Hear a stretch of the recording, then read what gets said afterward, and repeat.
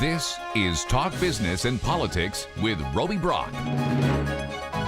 Welcome to today's Talk Business and Politics Daily. I'm Roby Brock, joined by John Brummett of the Arkansas Democrat-Gazette, as we are most Mondays. Good to see you, my friend. Very good to be here. You've been picking peaches lately. I did pick peaches over the weekend. How many peaches did you pick, and how perfect were the peaches that you picked?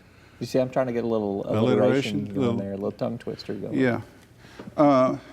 Shayla and I motored up to Lamar to peach picking paradise. Lamar. Which is 5 miles. Hometown of Michael Tilley, our executive editor, by the way. Mm-hmm. Well, other than that, it's a fine place. And peach picking paradise has a large orchard, rows of peach trees set up by when they ripen. We like the late season white, sweet, juicy white peaches. Mm-hmm. Have I ever given you any that I? You have, actually, yeah. I think so.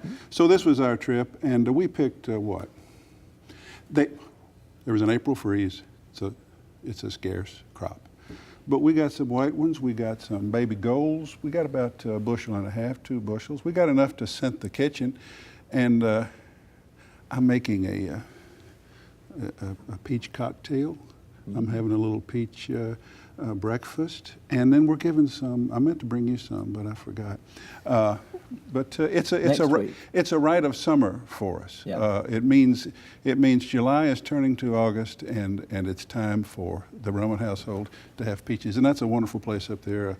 Not to endorse it, peach picking paradise, but this year, those farmers, I mean, growing peaches. And if it gets down to 26 on April the 8th, you are in trouble. Yeah. And it just living by the land and living by the weather.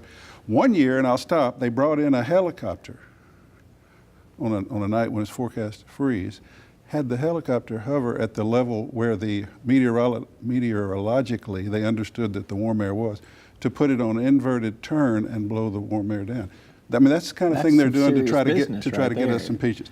Peaches, tomatoes, summers, okra. These are all Arkansas icons as far as I'm concerned. Yeah. All right. Awesome. You're an Arkansas icon, you know that. Well, I like to think so, but some people argue with me on that. We may have the prospect of term limits becoming iconic in Arkansas. There's another issue that looks very certain to make the ballot this November from the term limits folks here. We've got a piece up that talks about what the impact could be on the Arkansas legislature. Huge turnover if term limits were to pass this time around. What is your take on this? Did the sky fall last time around when term limits came in full effect? Was it beneficial or not beneficial? Well, first of all, your piece, which was good and read this morning, and was done by some analysis by Bill Stovall. Correct. Basically, 2/3 or more turnover within what two years Pretty after much, it passes. Okay. Will the sky fall? Did it fall before? No. Term limits. I've lived through the old legislature where the guys were there forever. I've lived through the very restrictive term limits when it was what we may go back to, which is 2 Senate terms and 3 House terms. And then I've lived under this sort of hybrid combination that we accidentally got into with an amendment to the Ethics Amendment to 2 or 4 years ago. Whenever. You've seen it all. May I be candid about this? You may, yes. Our legislature, even whether strictly term limited or unterm limited at all, is largely inhabited by people who are being herded. They're just sheep who come down to Little Rock. They just are. The key, basically, is that you have quality, pragmatic leadership that understands the details and the technicalities, because most of the folks sitting out there are just going, y'all explain this thing to me. I'm down here to cast some conservative votes and go home. They don't have the command, and they need. I've got my pet project or two that are issues important Bill to me. Stovall, your expert for this analysis, was a strict term limited era Speaker of the House, who came in as kind of a savant who understood the state budget instantly, and everybody just sort of sat back and said, Bill, we're going to elect you Speaker, and you do that for us. Yeah. We have been fortunate in the term limits era to have had very good, pragmatic, center-right, but pragmatic legislative leadership. House Davy Carter, Gillum, now Shepard, Dismang in the Senate, and now Jim Hendren, and then and the new leadership, I mentioned Shepard. So that's the important thing. What concerns me is when we get to the point where some of the extremist, lesser informed people achieve leadership roles, and you get real ideological and dogmatic about trying to make government work. The other factor is a good governor who's right for the occasion, and we've had good government technicians, BB of course, and Asa Hutchinson has been very pragmatic in the way he's governed. Brief story, Sure. I'll tell you how it works. 2 sessions ago, all these sessions start running together when you get as old as I am. The big deal is let's pass a religious rights bill to answer the emerging gay rights. Remember that? Yes. And they passed a bill, and it was pretty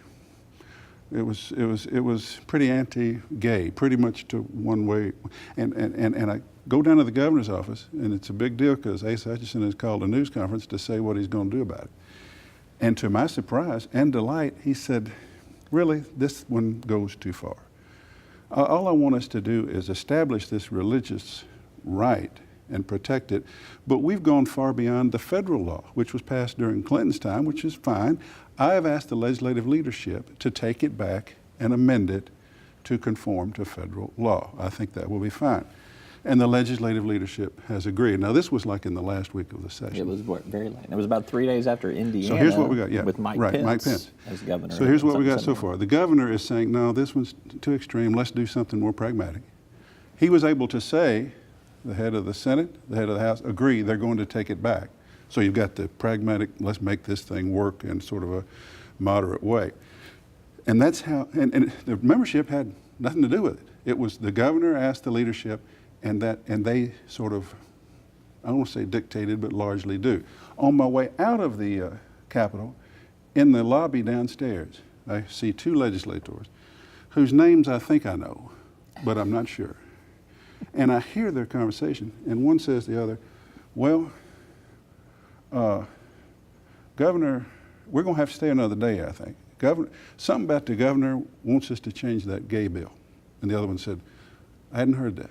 Okay, this is term limits era. You got 2 garden variety legislators downstairs just saying, well, we're going to have to stay. They don't really have anything to do with it other than to be passive recipients of the more pragmatic policy.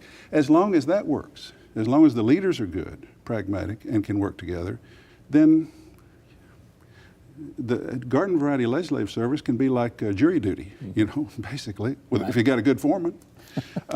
So that's, the sky is not necessarily falling by this great turnover. It depends on the leadership. It depends on who's the governor post-Hutchinson. Griffin, Rutledge, are they more to the right, a little more ideological, or is that simply because they're not facing responsibility? Or do the Democrats make a comeback? Yeah, so those are more important issues, I think. Which leads me to my next question, and that is a deeper dive into your Sunday column. Arkansas Democrats have their convention coming later this weekend. They are bringing Stacey Abrams, the Georgia Democratic gubernatorial nominee, to town, as well as Steve Bullock, the Montana governor, to the state. 2 different kinds of Democrats. Does the Democratic Party have to be one or the other in Arkansas? Well, it needs to be both. The question is, can it be both?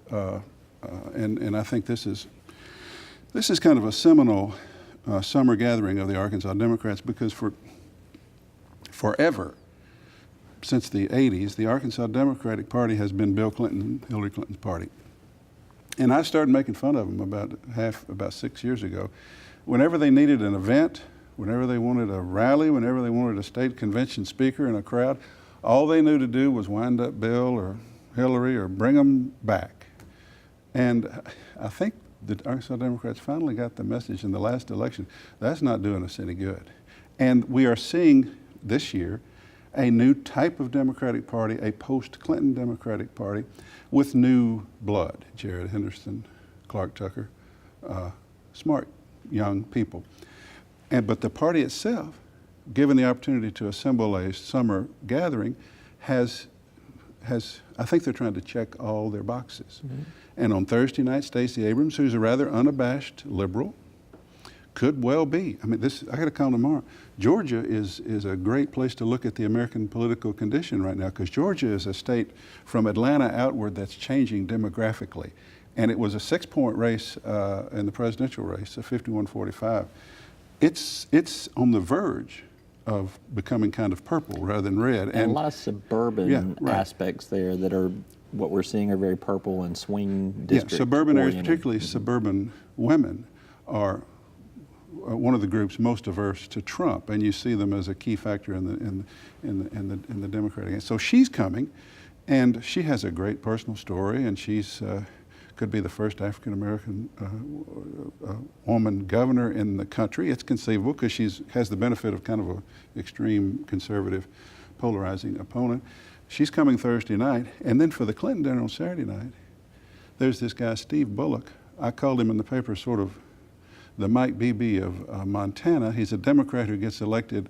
He got elected by 3 or 4 points in 2016 when Trump was carrying his state by 21 points.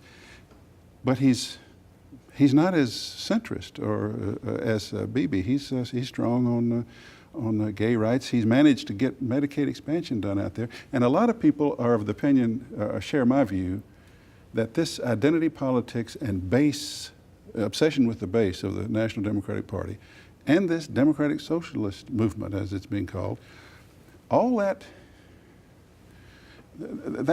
can't be the whole party. That's an element of it, but that can't be the whole party. The Democrats, to really compete again and to beat Trump, I think they have to have some fashion by which they appeal to the central and mountain time zones, which they haven't. And I think just giving that away means they have to draw to an inside straight to win, and you can't always draw to an inside straight.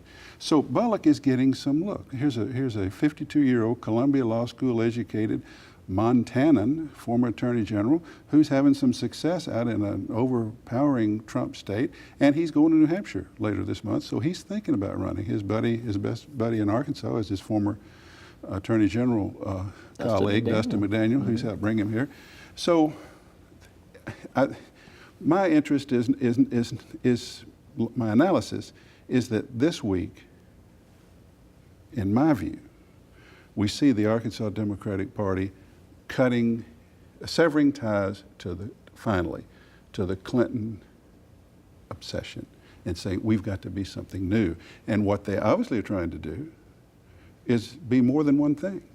They want to lock down base voters. They want to find a way to showcase a guy who has appeal to in a Trump environment.